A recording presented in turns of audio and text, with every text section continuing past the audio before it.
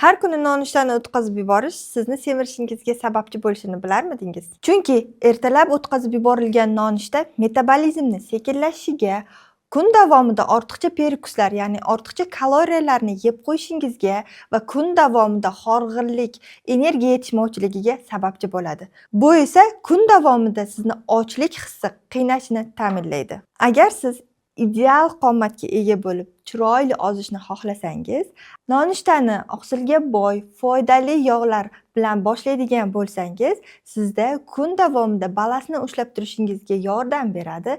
Undan tashqari kechga borib shirinliklar, har xil yog'li ovqatlar yeb qo'yishingizni oldini oladi va kun davomida sizni yaxshi kayfiyat umuman tark etmaydi. Tez va oson ozishni xohlasangiz, men sizga yarim soatdan ortiq bepul video darslik tayyorlab qo'yganman.